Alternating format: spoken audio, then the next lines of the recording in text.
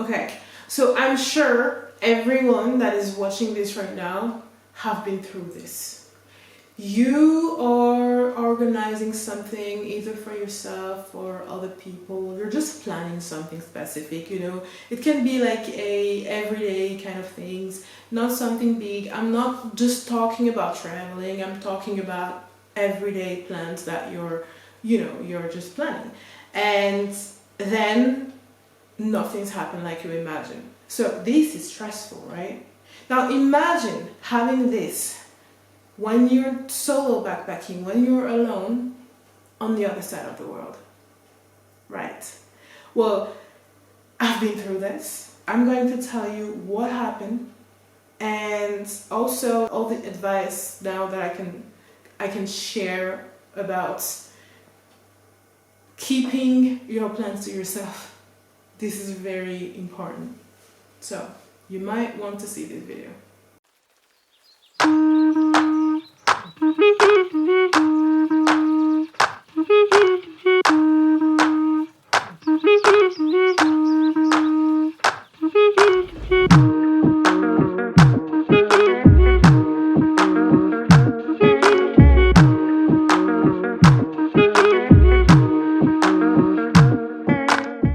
I'm not a big fan of this intro, but fine. Let's go right on. Is this an English word? I don't know. Just let's go. Okay, let's go. So this is coffee with milk, rice milk actually, and yeah, okay, let's go. I'm going to tell you the little story about when I was alone in the other side of the world. It was the first real trip that I was doing alone, and it was to go to New York. Okay, so I'm not going to tell you the full story because a lot of things happened and I learned a lot of things, but there's something I learned the most during this trip. But I'm going to do a story time about that. I did a story time, but it was in French, so I might do another story time about that in English this time so you can understand. And yeah, so okay, I wanted to go to New York. It was the second time, so a few years prior to that I've been to New York, and I was invited this time to go to a wedding because I have friends in New York. Long story short, I went there, everything was well when I was there, okay? So I remember when I booked my flights, so the flight to go there and then to come back to Paris. It was frustrating, I remember. It was frustrating because the flight to go there was okay, but finding the right flight to come back was harder because there's something, I don't know the term in English, so I will call this the in-between flights, the in-between two flights, okay? So when I went there, I went from Paris to Canada and then from Canada to Syracuse. So the in-between is Canada, the in-between two flights, okay? And to come back, I went from Syracuse to something that sounds like New York. It's not New York, it's something that sounds like it. It's a city not far from Syracuse. I don't remember. Maybe if I find it when I'm editing, I will add it here, okay? But I didn't want my in-between to be too long. I saw 6 hours of in-between, like 10 hours of in-between, you know, more than that, 15 hours of in-between. For example, 15 hours of in-between in Canada, it will mean that I will have to probably sleep in the airport because I don't want to spend too much money on a hotel that I'm not even going to stay too long in it, you know what I mean? So I found a 1 hour in between in Canada and 2 hours. I didn't want it to have more than 2 hours, and around like 2 hours in the city to come back. So let's call this, it sounds like New York, let's call this the N city, N, okay? Okay, so from Syracuse to N, and then from N to Paris. I found a flight where I will be staying in N city for like 2 hours. So if my first flight is, late, and most of the time, well, at least when I'm taking flights, they're late, at least I'm not going to miss the second flight, okay? So, the moment I arrived in the parking, I received, like the parking of the Syracuse airport, I received a text telling me that my flight is cancelled. And when I'm just checking in with the Syracuse airport, just to know what's going on, they're like, it's because of the weather, but we don't know more. We don't know when we will be able to reschedule, it's so hard to say, to reschedule your flights. It can be like in few days, in few weeks, or in few hours, or in 10 minutes. We don't know. We don't have more information. And it was the first time that I was traveling by myself when it comes to like that big of a trip, like it was the first time that I was traveling by myself. It was the first time that I was traveling. Let's focus here, please focus. It was the first time that I was traveling by myself so far in the other side of the world. Like how old was I? I was 20, I don't know, 23, 24, I think, something like that. They ended up booking me another flight for the next day.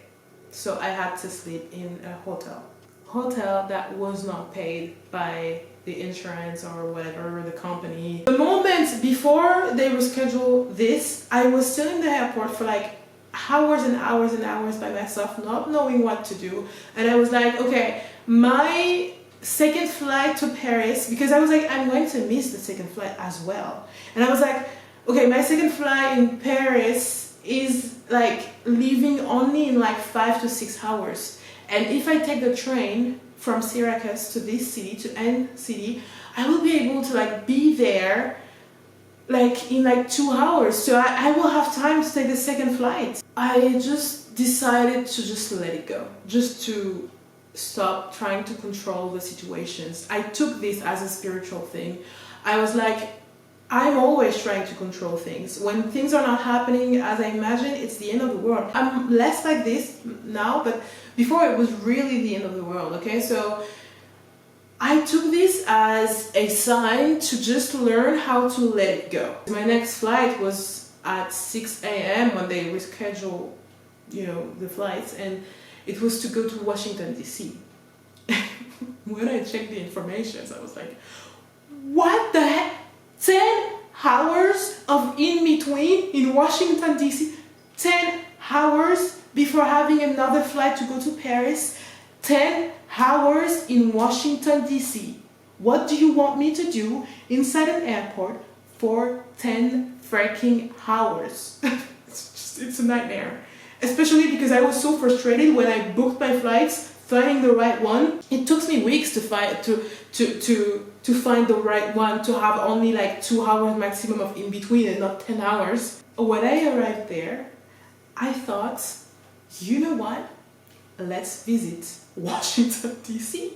And I spent the day in Washington, D.C. and then I came back to the airport. And okay, there's so many things that happened. Amazing, crazy shit.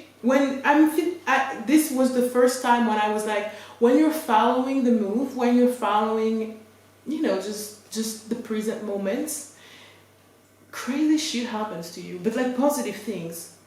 And a lot of crazy shit, positive shits happened to me in Washington, D.C. So I will do a story time in English, I promise. But all that to say that all went well after that. When I started to let it go. The Lila before, first of all, would have like taken a train from Syracuse, and I would have done anything to not miss my second flight. My plan would have been like, take a train from Syracuse, go to N city, and then you can have time to catch the second one to go to Paris.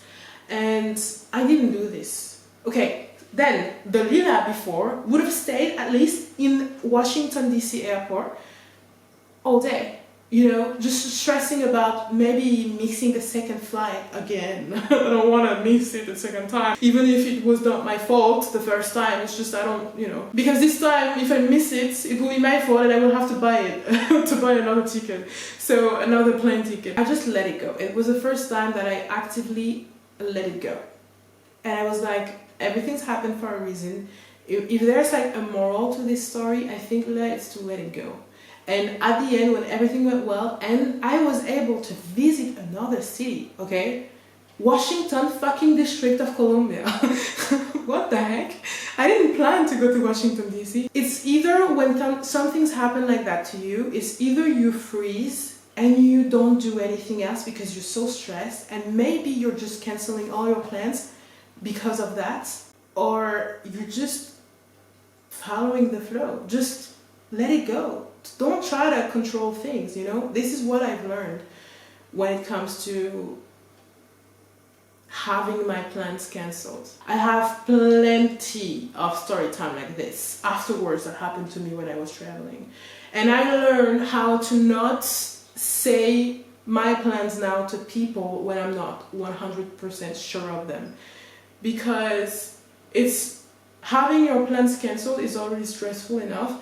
But if people are like texting you, asking you all the time, calling you, hey, so what's your plan? Where are you going? Why are you not there already? You know, it's just stressful for nothing. It's just adding more stress to you. And when you're alone and on the other side of the world, already stressing enough, you don't need that. When it's not sure, 100% sure, I'm not saying my plans, you know. When my plans, like I booked the thing and it's sure that I'm going to go there, for example, then I will say my plan. It's for this reason, but there's also multiple, like there's way more reason. Like one other reason will be if you're canceling your plans, it's not just, you know, the world, like it's not just the universe or the God or whatever that cancel your plans, okay? It's you. You just changed your mind, which is okay. But the problem with that is that me personally, when I change my mind and I already said it to everybody in my life, then I will be stressed because I will be like, I cannot cancel it, I cannot change my plans now because everyone knows my plans. You know, like it's just now I feel obligated to do this. So it's so confusing. So keep your things for yourself. Not just because of that, but also people will tell you what to do. They will be like, you know, if I were you, I would not do this, you know. If and I don't want to know. I don't care about what you think about my plans, you know. And I know it's coming from a good place. Most of the time, it's coming from their heart, you know. They want to help you, but like I didn't ask for your help. No, but I'm giving you some advice in case of no. I didn't ask for that either.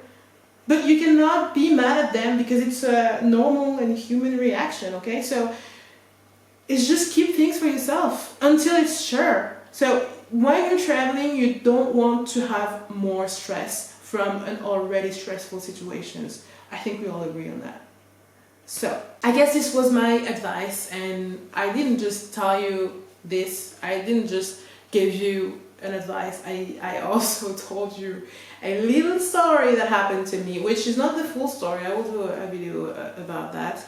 I don't think I did a video in English about that. In French, yes, but not in English. So I'll see. I'll just check. All that to say, if I already talked about it, then it will appear here. That's just the video I wanted to do today, which is 20 minutes long. Yay! The editing part will be awesome. Okay, I see you in another time tomorrow. Actually. Take care and yeah, see you later.